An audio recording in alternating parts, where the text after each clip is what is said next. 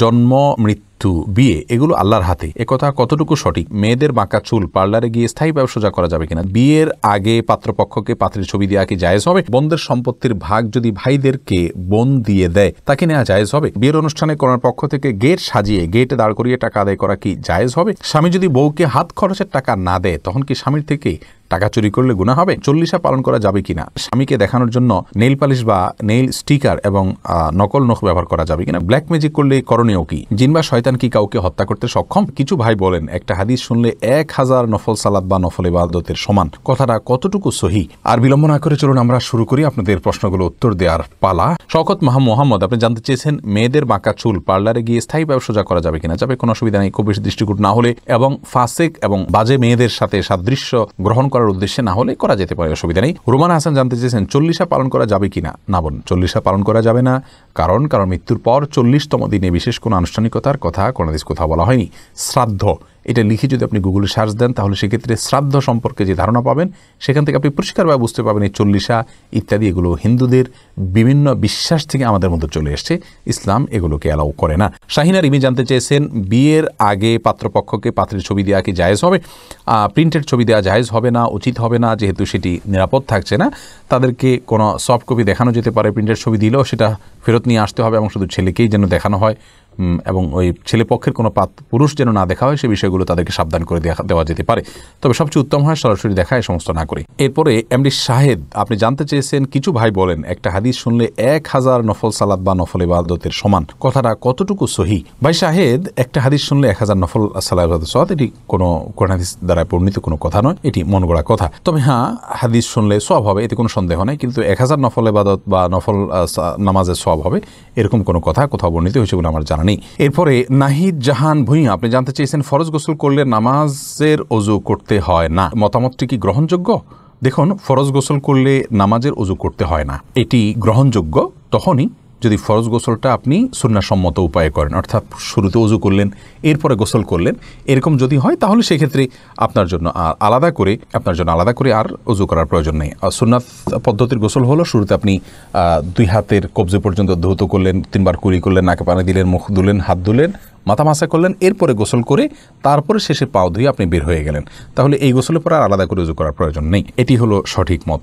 এরপরে বিনয়ের বাহু আইডি থেকে জানতেছেন স্ত্রী তার স্বামীকে ভাই বলে ডাকতে পারবে কিনা? পারবে, অসুবিধা নেই। ফাহিম মুন্তাসির আপনি জানতে চেয়েছেন আইডি থেকে জিন বা শয়তান কি কাউকে হত্যা করতে সক্ষম?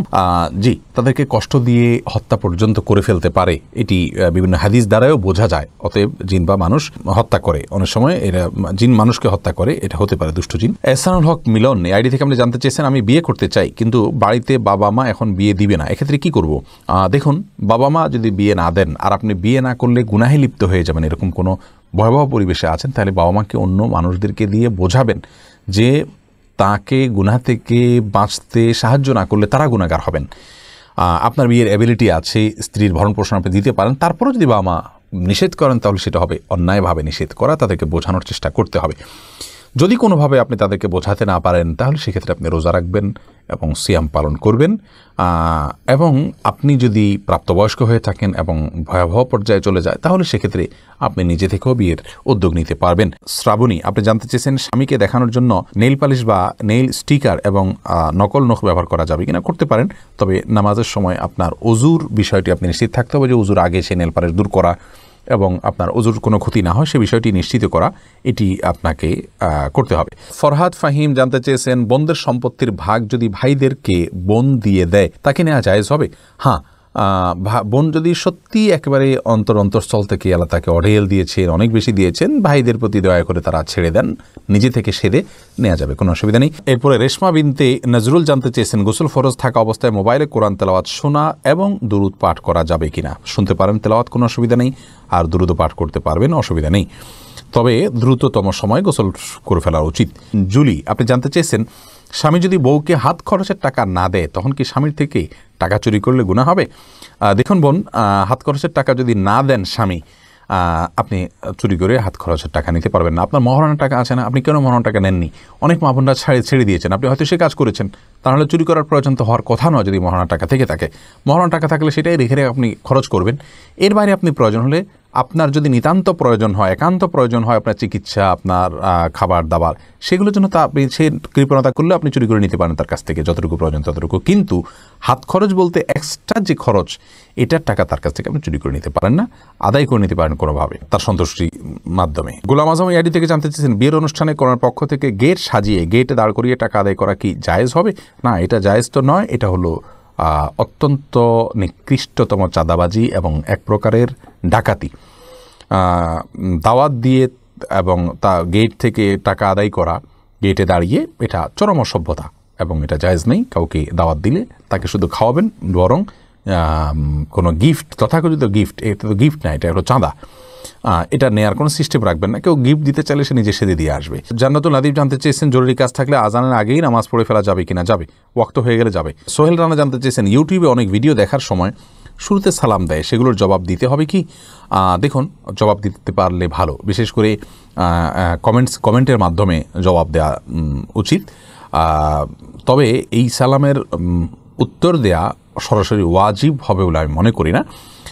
তবে যদি আপনি কমেন্টের মাধ্যমে রিপ্লাই দেন, সেটা হবে উত্তম এবং উচিত কাজ। রোকসানা রিমা জানতে চেয়েছেন, জানের বদলে জান মানত করা সম্পর্কে ইসলাম কি বলে? বোন, জানের বদলে জান মানত করতে হবে এরকম কোনো ধারণা ইসলাম আসলে দেয়নি। তবে মানত করা জায়েজ আছে। কেউ যদি চান যে আমার অসুস্থতা আল্লাহ ভালো করলে বা আমাকে অসুস্থ হলে, তার জীবন রক্ষা হলে আমি একটা প্রাণী আল্লাহ রাস্তা দান করবো, এরকম মানত করতে পারেন। মানত করা জায়েজ আছে, কিন্তু এটা কোনো উত্তম কাজ নয়। এম এ জাকির জানতে চেয়েছেন, সুস্থ সবল ব্যক্তিকে কি ভিক্ষা দেওয়া যায়? তাকে ভিক্ষা না দিয়ে তাকে কাজের দীক্ষিত করা উচিত, সেটা উত্তম। কিন্তু যদি সে নিরুপায় মনে করেন, তাহলে ভিক্ষা দিলে যে গুনাহ হবে এমন নয়, ভিক্ষা দিতে পারেন। ওয়াম্মা সাইলা ফানাহা ফালা তানহার, আল্লাহ তাআলা বলেছেন, কেউ চাইলে ভিক্ষা করলে তাকে তুমি ধমক দিও না, তাকে দিতে পারেন আপনি। হাসিব গাজী আপনি জানতে চেয়েছেন, ব্ল্যাক ম্যাজিক করলে করণীয় কি? সূরা ফালাকের আমলটা বেশি বেশি করবেন, বিশেষ করে সূরা ইখলাস, সূরা ফালাক, তো সূরা নাস। ব্ল্যাক ম্যাজিক থেকে বাঁচার জন্যই এই সূরা ফালাক নাজিল হয়েছে। 3 বার পরে ফু দিবেন খাবারে, পানিতে, এবং এগুলো ব্যবহার করবেন, ইনশাআল্লাহ এটার জন্য উপকার পাবেন। আর বিশেষ করে যারা শরঈ পদ্ধতিতে ভালোভাবে কোরআন হাদিস দিয়ে ঝাড়ফুঁক করে, তাদের শরণাপন্ন হবেন। মাহিম আপনি জানতে চেয়েছেন, জন্ম, মৃত্যু, বিয়ে এগুলো আল্লাহর হাতে, একথা কতটুকু সঠিক? দেখুন, সবকিছুই আল্লাহ রাব্বুল আলামিনের তাকদীরের মাধ্যমে হয়ে থাকে, শুধুমাত্র জন্ম, মৃত্যু, বিয়ে এগুলো নয়।